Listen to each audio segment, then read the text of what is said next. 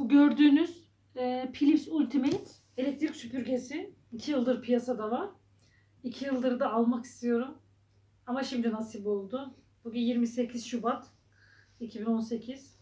Sonunda alabildik. En nihayetinde.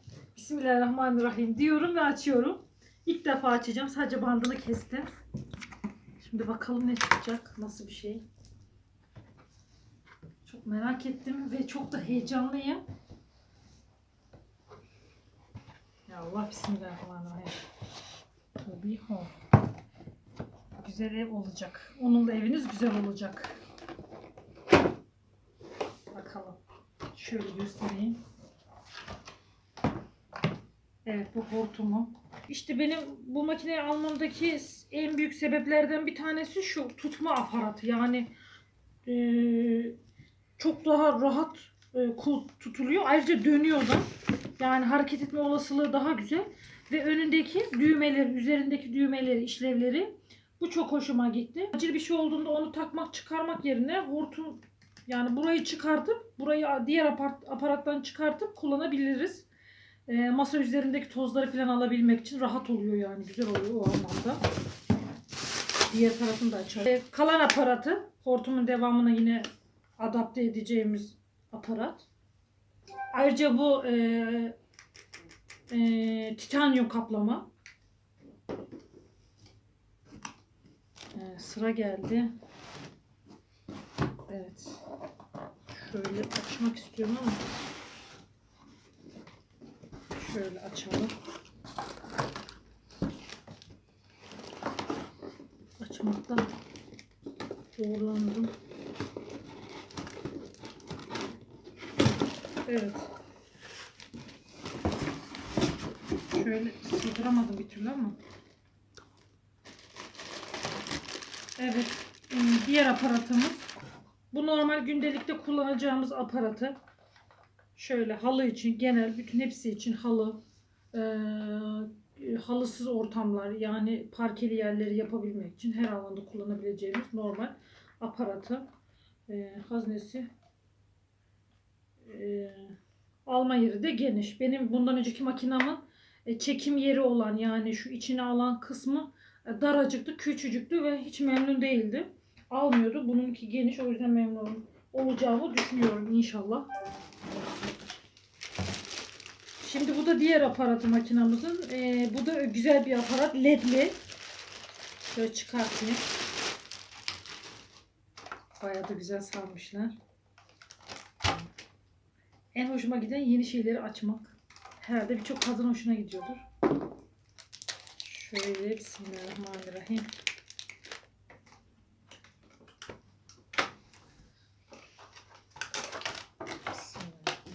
Şöyle açayım.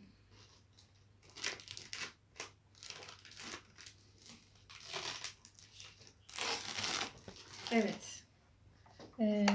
Diğer makinalarda hemen hemen bu yok diye biliyorum. Philips'in bu ürününde var. Diğer markalarda olduğunu bilmiyorum. Araştırdım ama ben göremedim. Siz gördüyseniz bilemiyorum. Bunu farklı kılan, yani bu ayağı bu farklı kılan özelliği ledli olması, yanıyor. Yanmasının sebebi de yani uzak mesafelerde vitrinlerin altında, konsolların altı, kanepelerin altına yaparken göremediğimiz tozları görebilmek için, yani bazen kırıntılar oluyor, bir şey oluyor, göremiyoruz. Önündeki ledler görmemizi sağlayacak. O yüzden güzel oluyor. Aynı zamanda da fırçalı, hem bu kenarlarındaki ergonomik lastik tasarımları hem de bu fırça yerleri yine daha kolay olacak. Bizim almamızı daha kolaylaştıracak. Yani tozu çekmemizi daha kolaylaştıracak. Bir de bunun diğer yanı büyük, böyle nohut parçası, mısır, yani biraz daha büyük parça cam kırıklar, onu çekebilme özelliğine sahip. Çok daha kolay bir şekilde çekip haznesini alacak, torbasına atacak. Diğer özelliği de oydu, yani bu başlığın aparatımızın diyelim, daha doğru olur. Evet, şimdi en önemlisine geldik. En önemli gövde. Ana gövdeye geldik. Bismillahirrahmanirrahim. Bismillahirrahmanirrahim. Şöyle çıkartayım. Şöyle. Evet. Bismillahirrahmanirrahim. Şöyle. Şunu şöyle itelim. Evet. Makinamın ana gövdesi bu. Şöyle şuradan. Önce evet.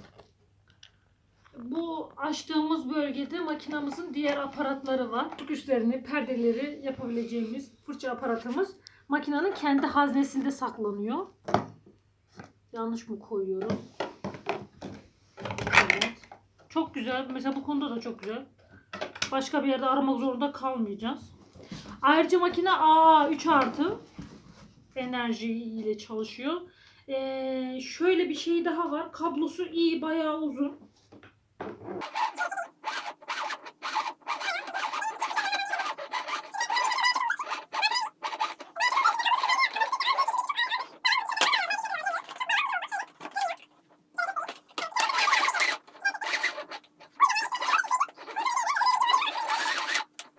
İnşallah memnun kalırım makinamdan da. Bu da açma kapama butonu. Şu buton açma kapama. Burası da kablo yeri, fiş yeri. Makine şöyle çevirdiğimde şöyle burası anti enerji ve normal toz toplama torbası. Bu torbanın da özelliği çok yüksek. Hem alerji duyduğumuz maddeleri, yani alerjik yapabilecek maddeleri bünyesine alıp hapsediyor. Hem de ortamdaki normal kiri, tozu, pisliği alıp bünyesine hapsediyor. Bunu da ayırıyor. İki aşama kendi bünyesinde ayırıyor. Alerjikleri ayrı, alerjik reaksiyon yaratacak maddeleri ayırıyor. Normal tozları da ayrı torbaya koyuyor. Zaten torbada 2 katlı torba. Torba uzun aşamalı gidebiliyor. Evinizin durumuna göre değişebiliyor. Kirine göre, çocuklu evlere göre değişebiliyor. Bir de sizin hani ne kadar düzende temizlik yaptığınıza göre de değişir. Haftada bir, 2 haftada bir, 3 günde bir. O orana göre de bu torbanın dolmalığı o kadar değişiyor. Şöyle başka. Burada da yine şu makinenin arka kısmından şöyle. Evet. Evet. Makinenin şu arka kısmı tamamen dışarı filtre bu. Bu bez bir filtre. Bu filtre dış evde aldığınız tozun dışarı çıkmasını engelliyor. Biliyorsunuz bazı makinelerde şey var. Toz alıyorsunuz, sonra dönüyorsunuz, arkanıza bir bakıyorsunuz ki hiç toz alınmamış gibi. Yani bütün toz dışarıdaymış gibi oluyor. Yaptığınız temizlikten bir şey anlamıyorsunuz. Ki benim makinem öyleydi. Bu da onu engelleyen bir filtre. Tamamen içinde kalmasını sağlayan bir filtre. Ayrıca bu makinenin internette hiçbir şekilde Türkçe videosu yok. Onu bulmakta zorlandık. Almadan önce bayağı araştırma yapmıştım. Sırf olmadığı için hani benim gibi alanlar, almak isteyenler varsa ama tereddüt ediyorlarsa, o yüzden biraz da bu videoyu çekmek istedik. Amacım oydu yani bu videoyu çekerken. Çünkü ben bayağı araştırma yaptım ama bulamadım. Maalesef farklı dillerde var ama Türkçe kesinlikle hiçbir tanıtımı, hiçbir reklamı yok. Bu da üzücü bir durum aslında. Şimdi makinenin aparatlarını takıp ben ledliği takmak istiyorum. Aparatlarını takıp çalıştırmak istiyoruz. Bakalım nasıl olacak. Yerleştiriyorum. İnanın ben biraz zorlamamın sebebi çünkü elime ilk defa alıyorum bunu. Zarar da vermek istemiyorum.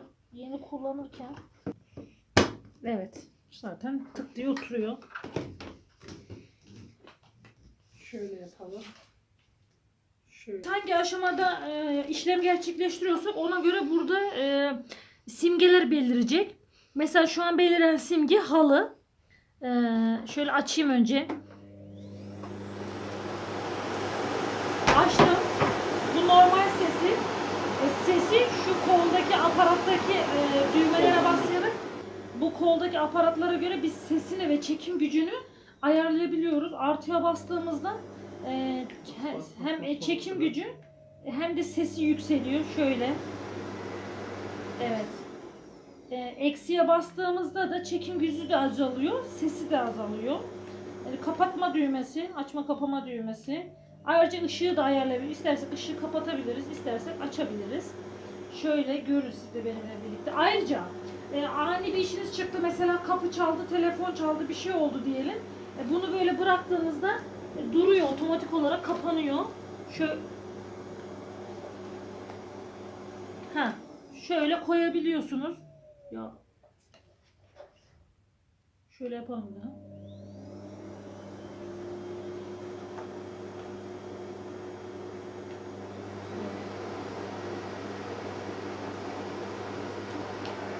Çok rahat, kolay geliyor. Gitmesi çok kolay. Evet. Evet.